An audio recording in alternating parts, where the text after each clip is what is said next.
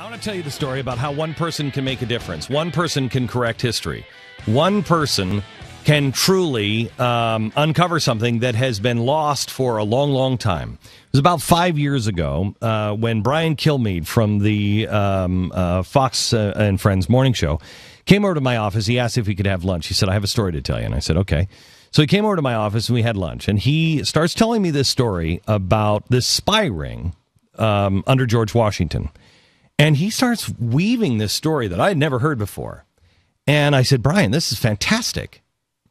You know, where did you hear this? He said, Glenn, I heard this about 10 years ago. Now, this is 15 years ago he heard this story. He said, I couldn't believe it.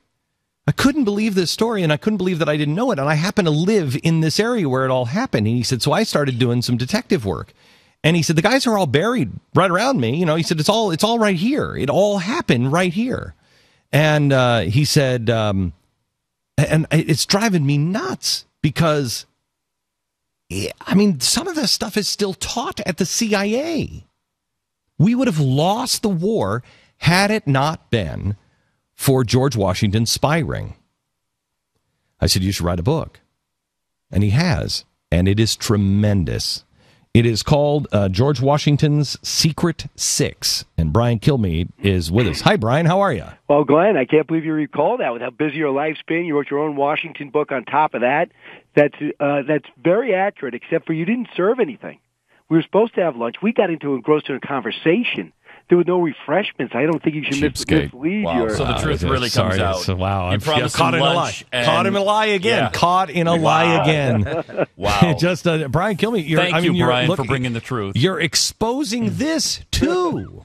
No, I mean, in all seriousness, it was great. And you're the first. I listened to you. I know your passion for history. I'm watching your show, and I go, I cannot believe how much I'm picking up from your show. And when I walked into your house one time when you was mistakenly invited me to a party of yours, and I looked around and I saw Washington and how there's tributes to all the founding fathers. I go, I got to bring this up to Glenn when the time's right. I've never heard it. I've never heard this before, and it's so important. I mean, everybody knows Nathan Hale, but nobody even knows Nathan Hale.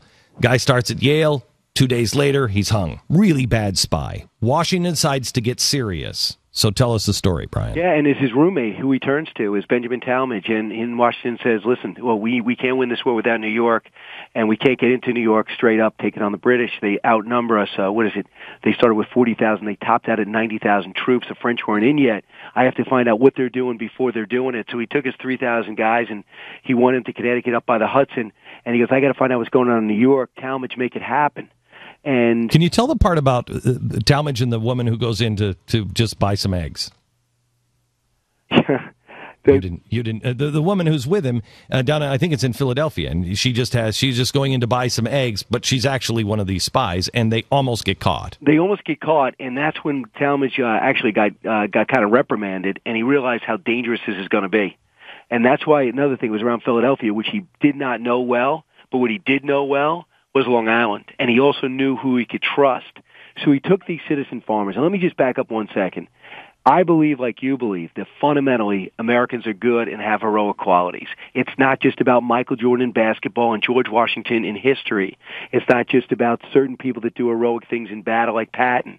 I believe we all have that within us, and I believe this story backs up my belief because one's a farmer, one's a tavern owner, one is a dry goods owner, a woman who's a socialite, one person's an editor, and they sit there behind enemy lines every day for 4 years, knowing at any moment they will suffer the fate of Nathan Hale if they're uncovered, but they believe in America and the idea, because it didn't exist yet, more than anything else. And they believe that somehow, some way, they'd pull this thing off. And by using encryption, invisible ink, and by going to with dead drops that the CIA told me they still use today, they were able to stop the Benedict Arnold from handing over West Point. They would give Washington a heads up a general's about to turn to the other side. In fact, he's communicating regularly with the British. They had their ears up and their antennas up, and they were able to stop this whole thing before it happened. The French were about to pull into Rhode Island. They get word that the British know about it. So Washington gets word from the spy ring. They're going to wipe out the French before they get their sea legs, before they can lose their sea legs. So Washington, instead of trying to stop the British, has a fake, goes ahead and has a fake hit on New York. So they say, I don't want to be the general to lose New York to Washington. It's all a fake. It's all a ruse. They stay home. The French can land.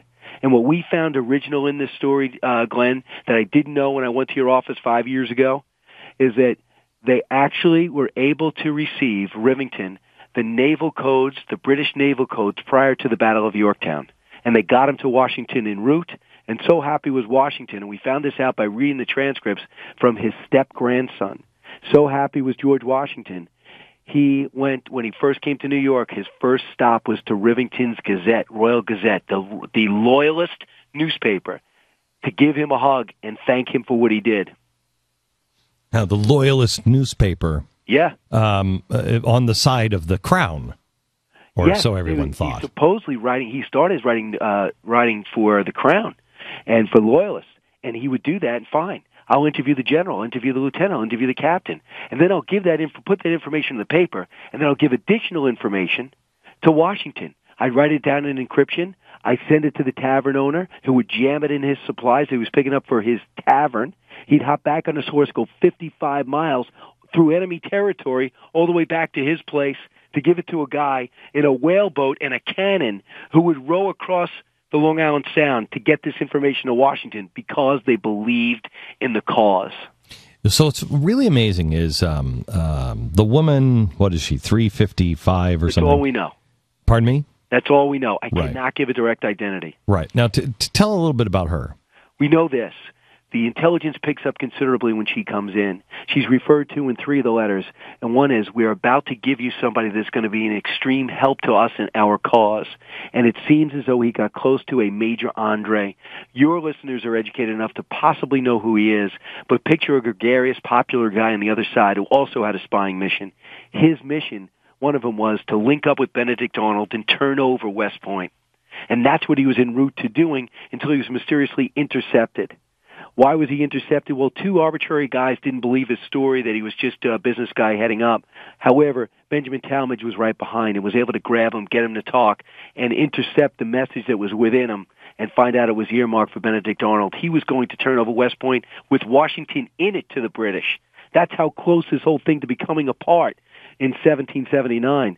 So this woman was able to get in the social scene. These guys are drinking like crazy back then. They start talking like crazy back then. She's taking it down, giving it to Robert Townsend, the dry goods owner, who gives it to Rivington. Together they encrypt it, they write invisible ink, they get it back to Washington. This whole thing was wired. By the time the British were wired, and we knew every step they were going to make before they could do it, because primarily of these 6 people, and we didn't even know who they were till 1930, and we're still uncovering what they did because that's how they wanted it. Washington knew it. I'll keep your secret, but I'll also keep your letters. And we built this book around Washington's own letters, from Talmadge, from the spies to Washington. So we're not looking for any opinion. We're building the story around what happened. How come they didn't want their story told, Brian? Well, back then, even if you were spying on the right side, it wasn't considered like today.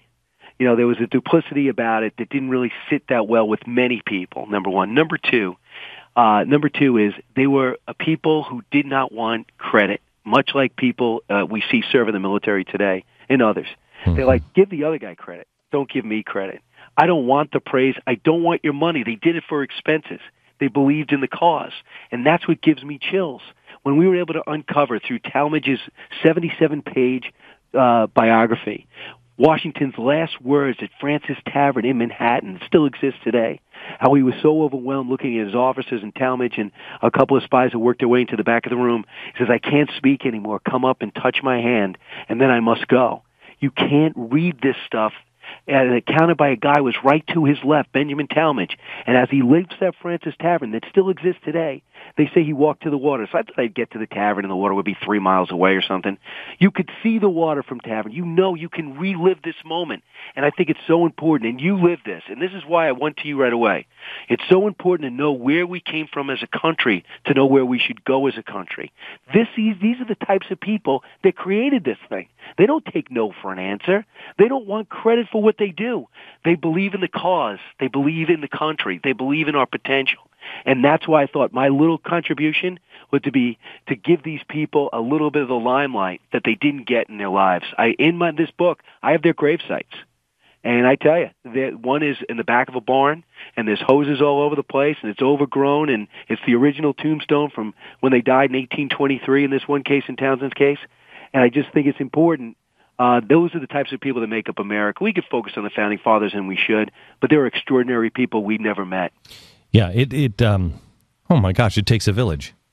I'm sorry. It is, but it is true that without Washington, we wouldn't have had a revolution or a country. But the same could be said that we wouldn't have had a country if it wasn't for Thomas Paine, because of the combination of Thomas Paine and George Washington. But it could also be said without number 355, who we have no idea who she is, we also probably wouldn't have had a country. So it really does take all of us. Listen, I think if I can combine with your team, we could find out who actually this is. We have a bunch of opinions, but we had to go to print. And I don't want to use conjecture. But I believe there's people out there who are in strong belief in our role. Our research says it is. And I will say this, Brian, no one comes up to Brian Kilmeade and say, solve this theorem. I know I'm not the smartest guy in America, so I convened 27 of the historians that focused on this in the same room for the first time.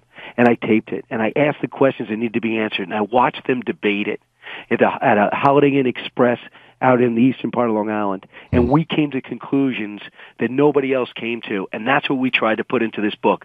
Not just recounting, but bringing the story forward. Brian, I wish you the best of luck with the book. It's called George Washington's Secret Six, the spy ring that saved the American Revolution. Some of these things are still taught by the CIA. Yeah. This is history that you didn't know about, history that was lost, history that shows to you that you have a role, no matter how small you think you are. Oh, yeah. You have a huge role. And quite honestly, because of the author himself, Brian Kilmeade, I think you also see that the average person can change the course of history. The average person, like Brian, can say, this really bothers me, because this bothered you for like 15 years, right? Yeah, I was fascinated by it. And here's the other thing, Glenn. If I didn't see a nationally known host take history and weave it into the news, I would not have gone forward with this book. I would just say, I would just talk to people, conversation. I would wait for the next book to come out or the next History Channel series to emerge. But when I saw you grab history and then anchor it to today, that's when I said to myself, there's a market for this.